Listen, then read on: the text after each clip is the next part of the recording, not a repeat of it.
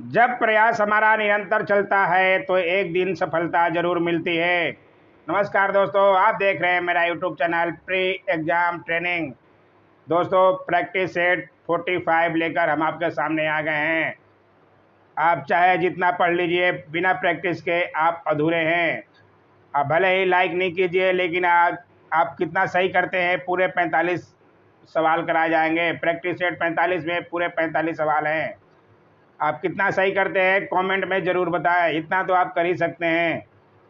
आइए देखें आज का पहला सवाल। 1 से 49 तक हमने पिछले 44 सेट में करा दिया था। आज 45 में 45 सवाल हैं पूरे। आज का पहला सवाल है, एक लड़का अपने पिता से कितने क्रोमोसोम विरासत के रूप में पाता है। बहुत अच्छा सवाल है। मनुष्य के गुणसूत्रों यानी कि क्रोमोसोम्स की संख्या 46 अर्थात 23 जोड़ी होती है। शुक्र जनन में अर्धसूत्री विभाजन द्वारा 2 प्रकार के शुक्राणु बनते हैं। आधे वे जिनमें 23 जोड़ी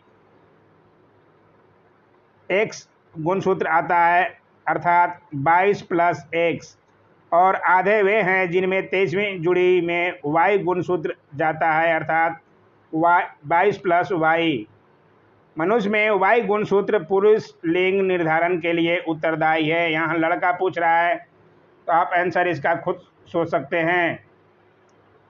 इसका सही जवाब है ए, 22 + वाई। गांव में अभी भी औरतें, बूढ़ी औरतें, नादान, नासमझ, क्या बोला जाए उनको, अभी भी औरतों को ही दोषी ठहराती है कि लड़का पैदा नहीं कर रही है, लड़की पैदा कर रही है, जबकि अपने लड़कों को दोष नहीं ठहराती। सारा दोष लड़कों में ही होता है, क्योंकि एक्स और वाई दोनों जो है पुरुष में पाया जाता है। महिलाओं में तो केवल एक्स पाया जाता है। पढ़ने वाले सब जानते होंगे, लेकिन फिर भी नादान गांव में औरतें बोलती है, औरतों को ही दोषी ठहराती है अपनी बहुओं को। आइए देखें दूसरा सवाल। तमिलनाडु के तटीय क्षेत्र वर्षा प्राप्त करते हैं।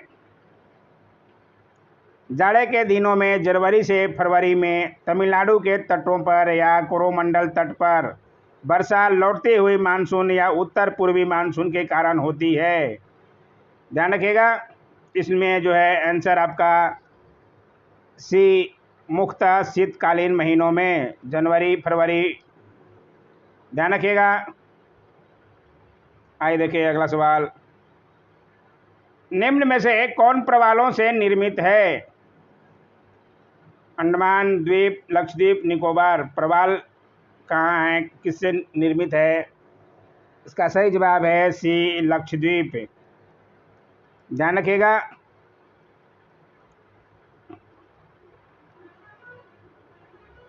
लक्षद्वीप है। आइए देखिए अगला सवाल। अय्यर बांध किस नदी पर बनाया गया है। बहुत अच्छा ये भी सवाल है।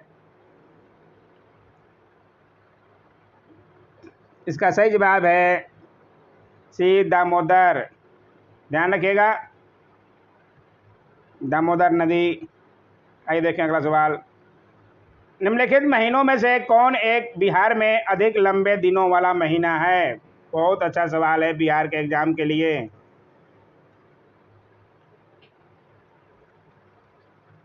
इसका सही जवाब है सी, जून महीना। ध्यान रखिएगा, जून महीना जो है बिहार में सबसे अधिक लंबे दिनों वाला महीना है।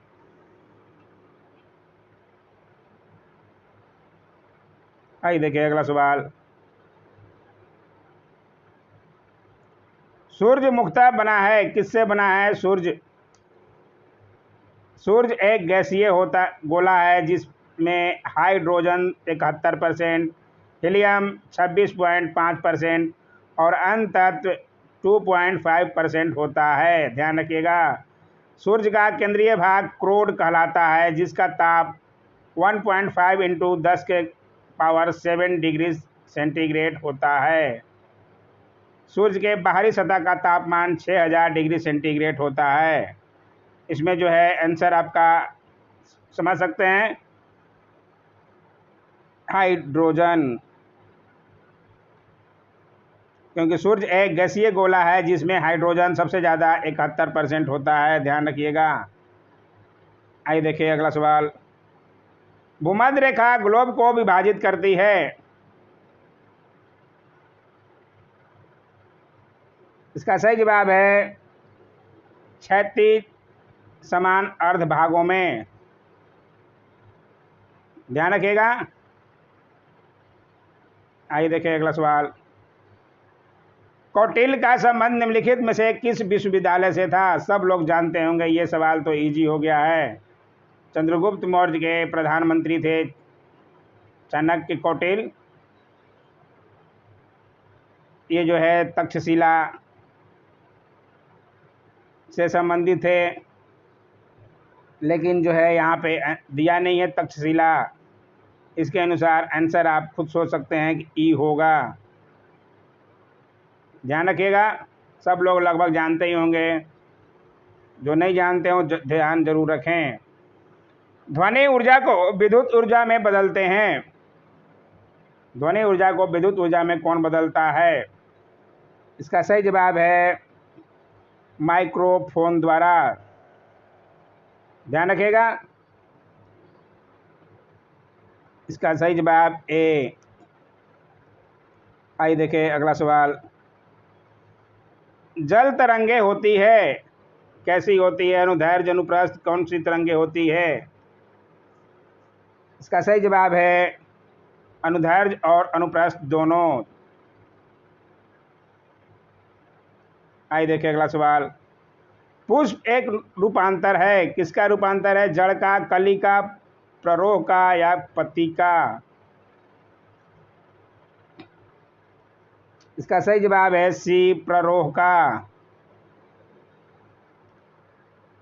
अकारकीय रूप से पुष्प एक रूपांतरित प्ररोह यानी कि स्तंभ है, जिस पर गांठें तथा रूपांतरित पुष्पी पत्तियां लगी रहती है। पुष्प प्रायः तने या शाखाओं के शीर्ष अथवा पत्ती के अक्ष में उत्पन्न होकर प्रजनन का कार्य करती है तथा फल एवं बीज उत्पन्न करता है। ध्यान रखिएगा। आइए देखिए अगला सवाल। पृथ्वी की परिधि का परिक्रमण कर रहे एक उपग्रह के अंदर एक सरल लोलक का आवर्तकाल होगा, कितना होगा? इसका सही जवाब है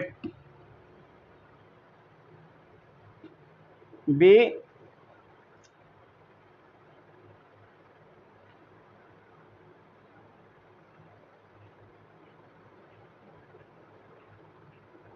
ध्यान रखिएगा। प्रोड्यूसर गैस में होती है। प्रोड्यूसर गैस में कौन कौन सा गैस होता है? कार्बन मोनोऑक्साइड और नाइट्रोजन गैस का मिश्रण प्रोड्यूसर गैस CO+N2 कहलाता है। इसमें CO और N2 कहाँ है? इसके अनुसार आंसर बी। ध्यान रखिएगा। आइए देखिए अगला सवाल। निम्न आयनों में से कौन प्रतिचुंबकीय है? इसका सही जवाब है बी, Fe3+। आइए देखिए अगला सवाल। सूर्य की ऊर्जा का स्रोत है। सूर्य की ऊर्जा का स्रोत क्या है? जब दो या दो से अधिक हल्के नाभिक संयुक्त होकर एक भारी नाभिक बनाते हैं तो इस अभिक्रिया को नाभिकीय संलयन कहते हैं। हाइड्रोजन बम एवं सूर्य की ऊर्जा का स्रोत नाभिकीय संलयन प्रक्रिया ही है। इसके अनुसार आंसर आपका बी, हल्के नाभिकों का संलयन।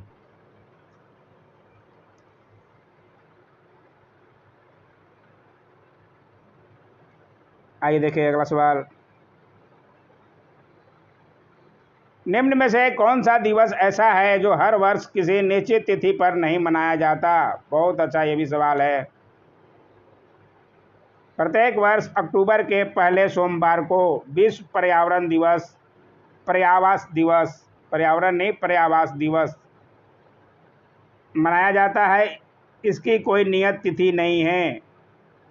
विश्व पर्यावरण दिवस 5 जून को मनाया जाता है, ये ध्यान रखिएगा। अंतर्राष्ट्रीय महिला दिवस 8 मार्च को और अंतर्राष्ट्रीय मैत्री दिवस 30 जुलाई को मनाया जाता है। बाकी सबके बारे में भी बता दिया गया। विश्व पर्यावास यानी कि हैबिटेट दिवस का कोई डेट नहीं है, ये अक्टूबर के पहले सोमवार को मनाया जाता है, जब भी पड़े। इसके अनुसार आंसर आपका ए। आइए देखिए अगला सवाल। पहला कंप्यूटर माउस किसने बनाया था? इसका सही जवाब है डगलस एंजलबर्ट। नाम ध्यान रखिएगा। कब बनाए थे? 1960 ईस्वी में। कंप्यूटर माउस का विकास एवं आविष्कार 1960 के दशक में डगलस एलेगबर्ट द्वारा किया गया था। आइए देखिए अगला सवाल।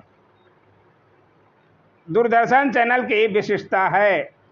दूरदर्शन चैनल की क्या विशिष्टता है? इसका सही जवाब है प्रेक्षित संकेत की आवृत्ति। एक टीवी चैनल मुख्यतः भौतिक या आभासी चैनल होता है, जिसमें टेलीविज़न स्टेशन या टेलीविज़न नेटवर्क का वितरण होता है। टेलीविज़न सिग्नल प्रेषित करने के लिए चैनल संख्या वास्तविक आवृत्तियों का प्रतिनिधित्व करते हैं। ध्यान रखिएगा। आइए देखिए अगला सवाल। बहुत नए नए सवाल आज आपको भेंट हो रहे होंगे। निम्न में से अधिकतम द्रव्यमान किसका है? इलेक्ट्रॉन, प्रोटॉन, न्यूट्रॉन या हाइड्रोजन न्यूक्लियस? प्रोटॉन का द्रव्यमान 1.6726,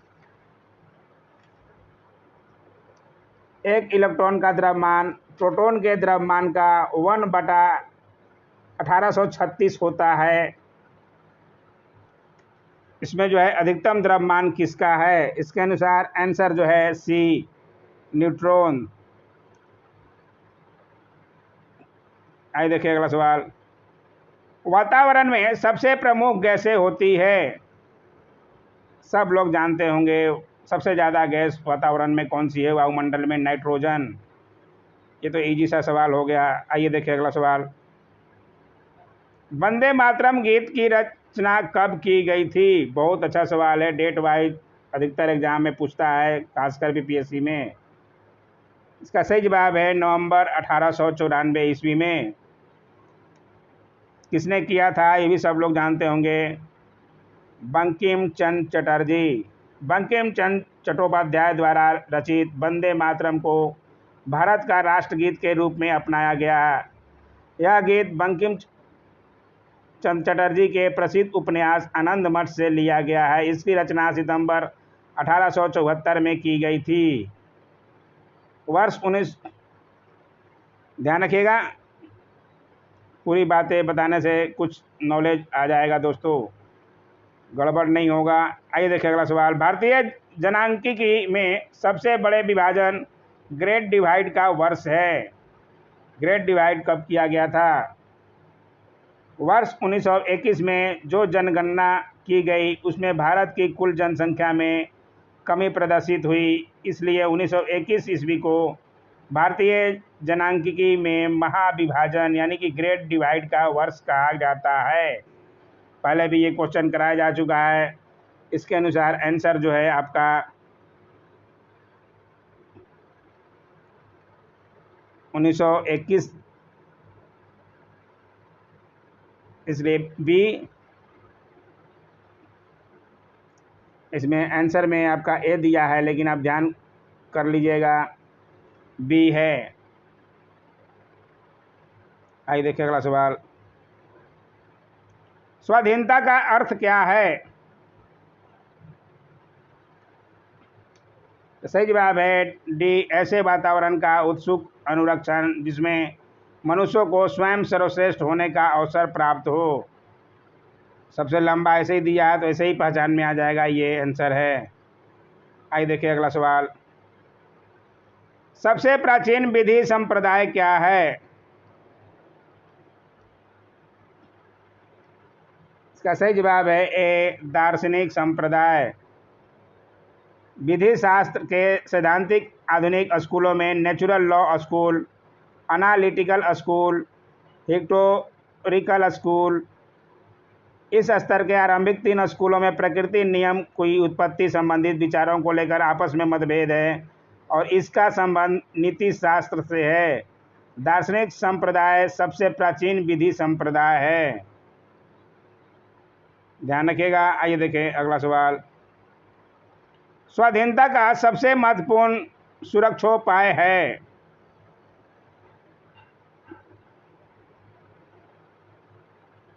स्वतंत्रता के अंतर्गत प्रत्येक व्यक्ति को अपने कार्यों को नियंत्रित करना होता है। समाज शक्तियों ने स्वतंत्रता के लिए आवश्यक अधिकारों और स्वतंत्र गतिविधियों को परिभाषित किया है। व्यक्तिगत स्वतंत्रता के लिए स्वतंत्र और निष्पक्ष न्यायालय की स्थापना पर जोर दिया गया है। न्यायपालिका कार्यकारी और विधायी शक्तियों के नियंत्रण से स्वतंत्र होनी चाहिए। इसके अनुसार आंसर जो है आपका ए, सुदृढ़ एवं निरपेक्ष न्यायपालिका।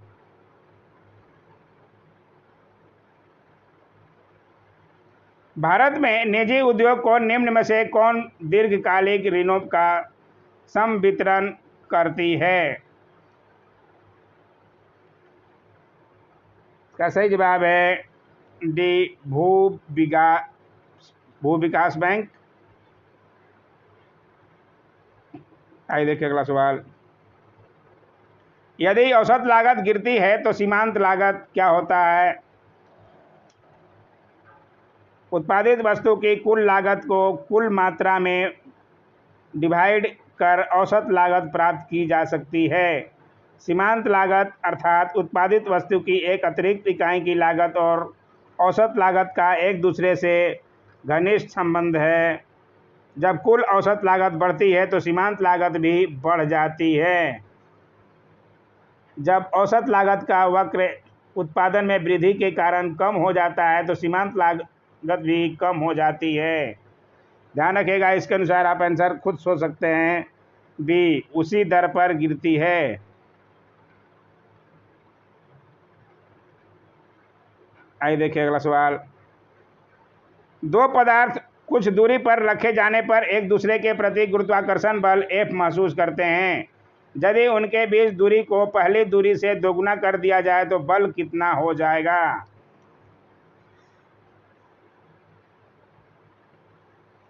इसके अनुसार आंसर जो है डी, 1/4F। अप्रवासी तरंग किससे बनती है? अब पूरा ऑप्शन देख लीजिए। इसके अनुसार आंसर जो है डी, विपरीत दिशा में चालित समान आकृति को दो तरंगों।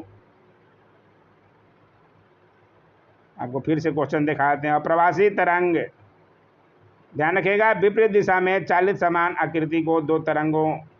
आइए देखिए अगला सवाल। कंप्यूटर पर क्या पिक्चर फाइल का विस्तार नहीं है?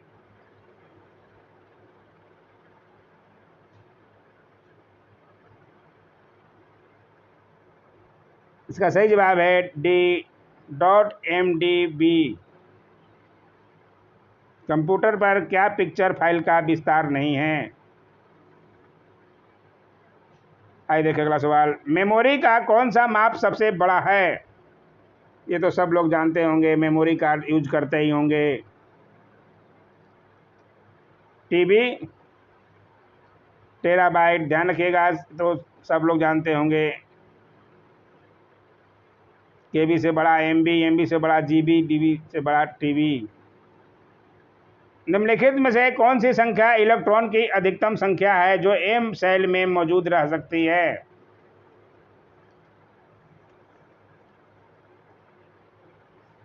अधिकतम इलेक्ट्रॉनों की संख्या जो विशिष्ट ऊर्जा स्तर ग्रहण करते हैं का पता लगाने के लिए निम्नलिखित सूत्र का प्रयोग किया जाता है। इलेक्ट्रॉन क्षमता 2n²। यहाँ चर जो है मुख्य रूप से क्वांटम संख्या का प्रतिनिधित्व करता है। इसमें जो है आंसर आपका सी हो जाएगा, 18।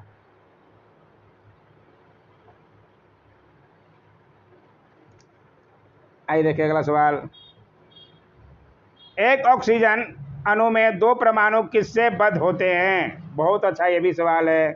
इसका सही जवाब है बी, 2 आबंध।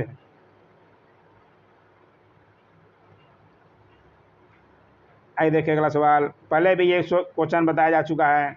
वायु में नाइट्रोजन गैस के लिए प्रतिस्थापित निष्क्रिय गैस कौन सी है जिसका प्रयोग गहरे समुद्र में गोताखोरों द्वारा किया जाता है? बहुत अच्छा ये भी सवाल है। इसका सही जवाब है डी, हीलियम। ध्यान रखिएगा, गोताखोरों द्वारा प्रयोग किया जाता है हीलियम।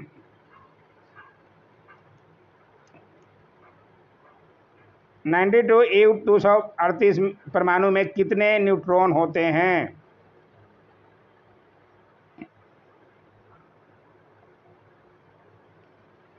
इसमें जो है द्रव्यमान संख्या में से इलेक्ट्रॉन संख्या या प्रोटॉन को घटा देना है, प्रोटॉन को घटा देना है, न्यूट्रॉन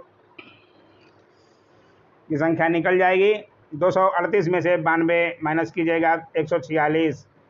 ध्यान रखिएगा।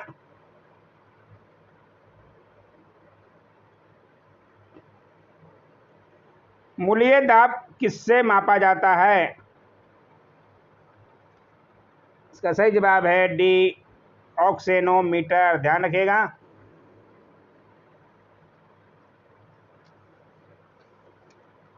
मूलीय दाब को जिस यंत्र से की सहायता से मापा जाता है उसे बुद्धिमापी कहते हैं। जड़ों की जाइलेम कोशिकाओं में होने वाले विकास तथा पौधों की वृद्धि को मापने के लिए वृद्धिमापी का प्रयोग किया जाता है। आइए देखिए अगला सवाल। कोशिका किसके कारण स्फीत हो जाती है? इसका सही जवाब है सी, अंतः परासरण।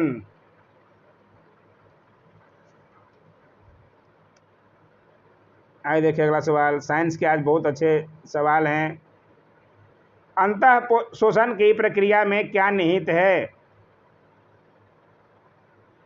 ठोस पदार्थ द्वारा जब बिना किसी विलयन की सहायता से जल अवशोषित किया जाता है तो वह प्रक्रिया अंतः शोषण कहलाती है। ऐसे पदार्थ जो जल का अवशोषण करते हैं और जल में घुलनशील नहीं हैं अंतः शोषक कहलाते हैं। इसमें जो है आंसर आपका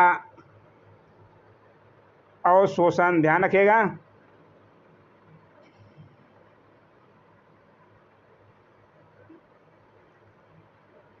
किसमें रखे जाने पर कोशिका का आयतन बढ़ जाता है? आप पूरा ऑप्शन देख लीजिए। इसका सही जवाब है बी, अल्पराशनदाबी घोल। एक कोशिका को जब हाइपोटोनिक विलयन में रखा जाता है तब जल पौधे की झिल्ली में पहुंचता है और कोशिका का परिमाप बढ़ जाता है। आइए देखिए अगला सवाल। संसद के दोनों सदनों को वर्ष के किस सत्र में राष्ट्रपति संबोधित करता है? बहुत अच्छा ये भी सवाल है। ये सवाल तो अधिकतर बार दिखा गया है। इसका सही जवाब है प्रथम सत्र बजट।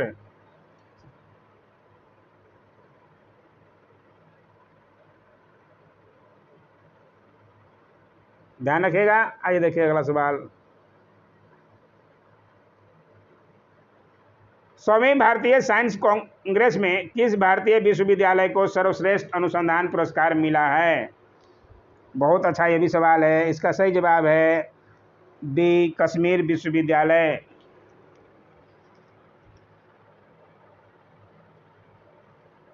ध्यान रखिएगा। 100वीं भारतीय साइंस कांग्रेस में किस विश्वविद्यालय को सर्वश्रेष्ठ अनुसंधान मिला है? तो कश्मीर विश्वविद्यालय। आइए देखिए अगला सवाल। कौन बनेगा करोड़पति 6 की प्रथम महिला विजेता कौन थी? कौन बनेगा करोड़पति 6 का पूछ लिया है, बताइए। फिर भी आप आंसर जान लीजिए। इसका सही जवाब है सी, सनमित कौर साहनी।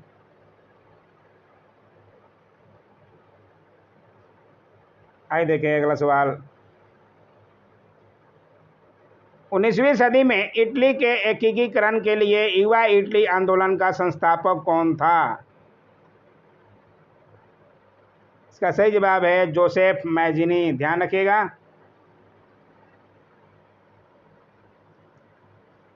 यंग इटली राजनीतिक आंदोलन था जो 1831 ईस्वी में जोसेफ मेजनी ने स्थापित किया था। इस आंदोलन का प्रमुख उद्देश्य संयुक्त इटली गणराज्य की स्थापना थी।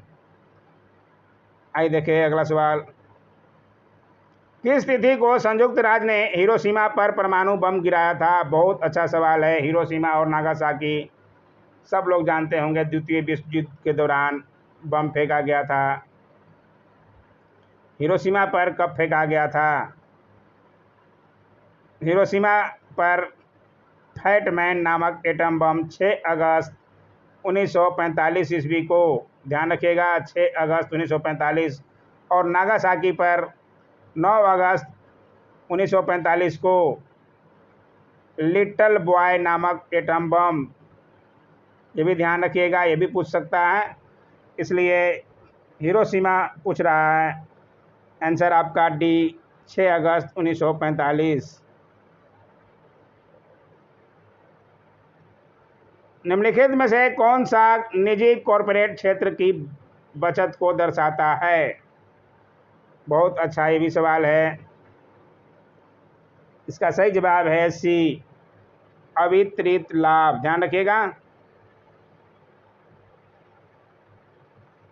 तो हो गए आज के 45 सवाल। ये देखिए, आपको चाहिए इसके क्वेश्चन, आप आराम से देखना चाहते हैं, उसके आंसर देखना चाहते हैं तो टेलीग्राम से ले सकते हैं PDF।